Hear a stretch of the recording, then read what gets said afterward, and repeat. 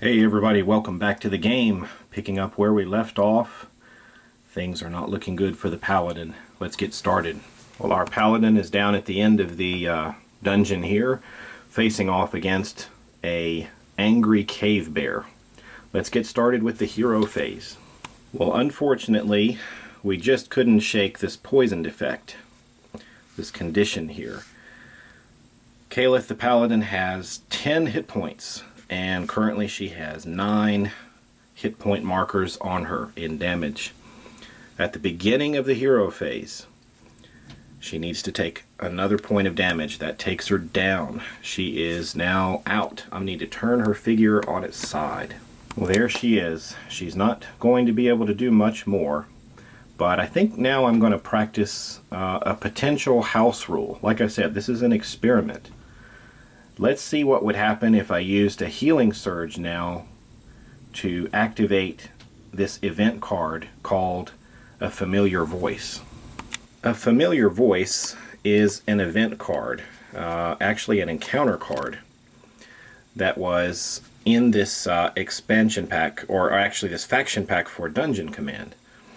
When we use it as an expansion for Wrath of Ashardalon or any of the other games, you can draw this encounter card, and it's actually something good.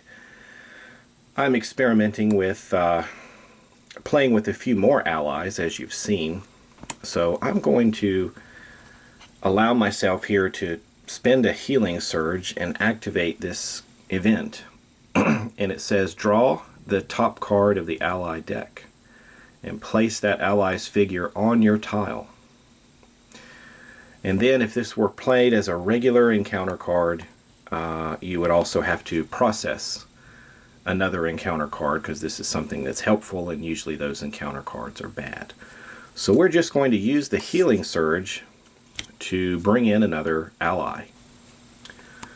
Well, I drew the dwarf cleric, and it says a couple of things here. The dwarf cleric, if it's adjacent to a monster, it'll attack. If it's within one tile of a hero, one hero within one tile of the cleric regains a hit point. And if the cleric moves one tile toward the hero with the fewest hit points remaining. Okay, otherwise he moves toward a hero with the fewest hit points remaining. Well, here's the model.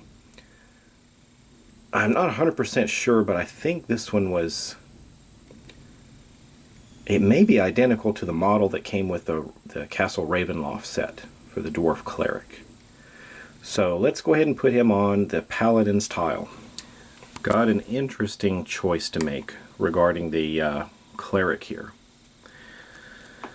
If I pan up so we can see the Paladin's tile, it's right there. The Cleric is going to appear on that tile. There is a spot adjacent to the Paladin, which is also adjacent to the cave bear. So that's one choice.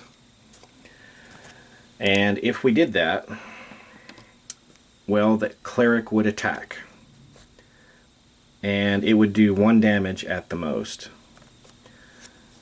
This cave bear has 2 hit points. And it's going to attack back. And since the paladin is down, it's going to be targeting the cleric. And if it hits that cleric, it's going to do 2 damage. And that'll kill him. He will have a very short, not much screen time for the cleric. He'll have a very short life here in the mountains here. So, if I don't put him adjacent to the monster, then he can heal, I think, if it's within one tile. Dwarf Cleric. One hero within one tile of the Dwarf Cleric regains 1 hit point. So if we put him down on the tile, he's going to heal the Paladin 1 hit point. That would get the Paladin back up on her feet. Then I guess the only thing we would risk there is that she's just dropped immediately again. So in order to try to give the life or some time for the cleric to live and make a contribution, why don't we spend the healing surge and put the cleric just on the tile, but not adjacent to the bear. Alright, so the ally appears from the darkness, sees the Paladin has fallen, and is there to lend aid. So let's move on. We're moving out of the hero phase. There's really nothing else that we can do now. Our hero is down. Exploration phase. Well, we can't really explore because we've dropped. So I believe we move now to the villain phase. I'm a little rusty, but I'm trying to remember how the timing of this works. I think as I would have come to the end of the hero phase, even though the character dropped, I think I still get a chance to roll against the poison condition. So let's allow the Paladin to do that before we go to the villain phase. Wow, finally, we got an 11. So the poison took her down, but I think it's kind of worked its way through her system. So if I played that correctly, she's no longer poisoned, but she's still down and out for now.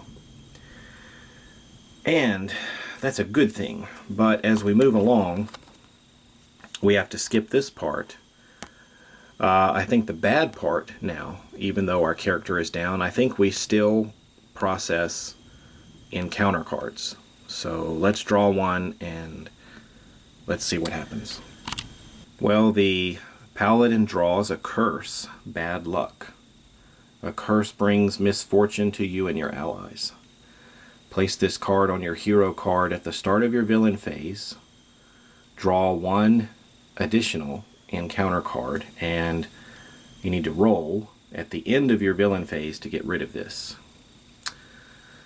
Well, I guess even though our Paladin is down, I think this still goes into effect. So our Paladin is now cursed. I remember that this game wasn't the clearest on some issues of timing and when exactly things happened. And I could see how this card might come or raise a question. Perhaps I've raised it before in my earlier playthroughs, I can't remember. But at the start of your villain phase, you draw one additional encounter card. Well, drawing an encounter card is something that happens at the beginning of your villain phase, but it says down here at the end of your villain phase you have to roll the dice to see if you can toss this card or not. So I'm assuming, so that you wouldn't put the bad luck card down and then immediately discard it. That just wouldn't do anything. I'm going to assume that the bad effect here is to immediately draw another encounter card. So let's see what we get. And Volcanic Vapors. Cracks in the floor expel poisonous vapors from the magma pools below. There is a marker for volcanic vapors, and you place it on the active hero's tile. And a hero that moves onto this tile or starts his or her turn there is poisoned. Bad news for the Cleric. So we'll get the volcanoes marker out, volcanic vapors markers out.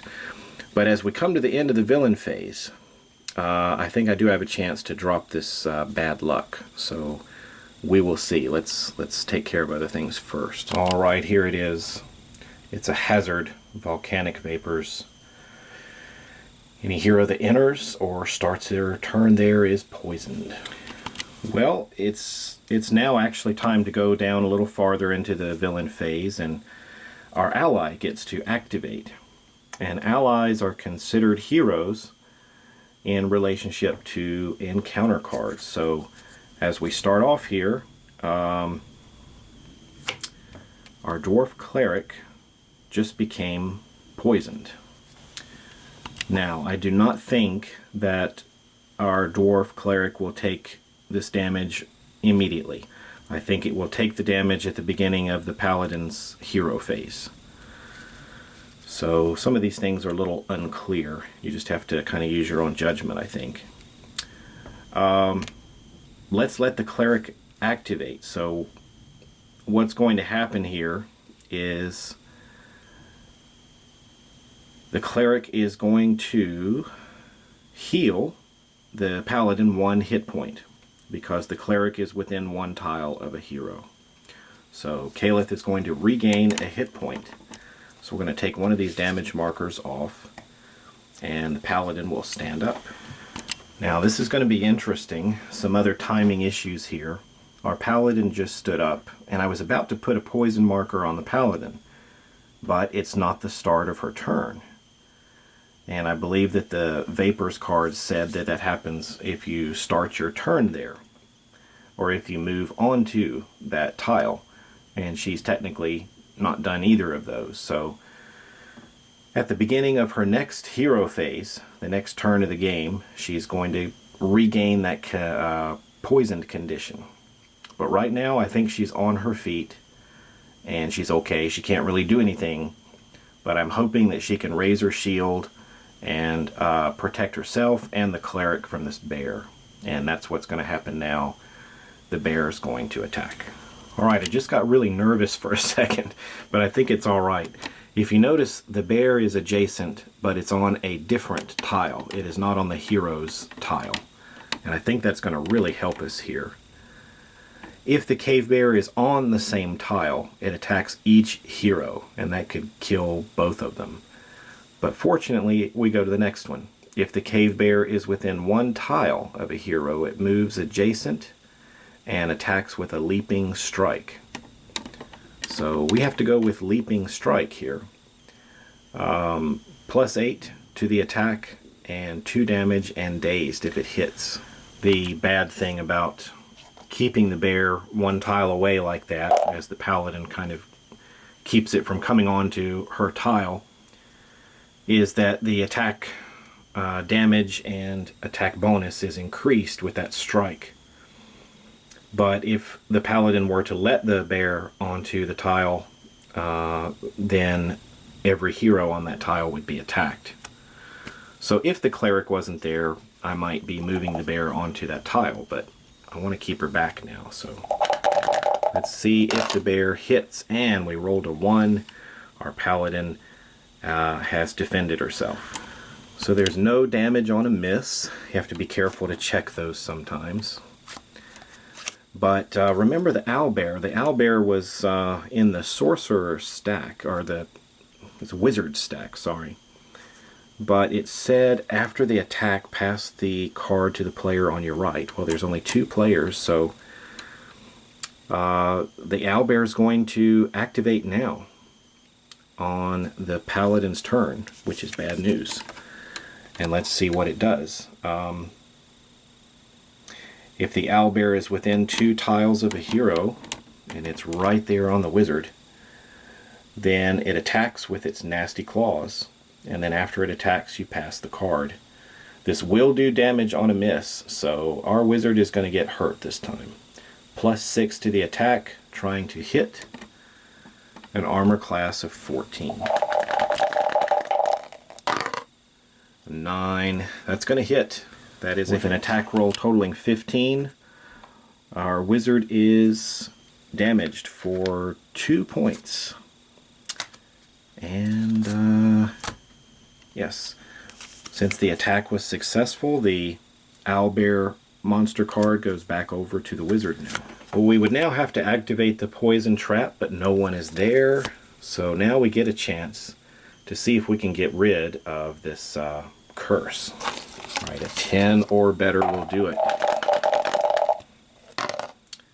And no, we remain cursed. Well, quite an interesting round there for the Paladin. Number of timing questions kind of came up there.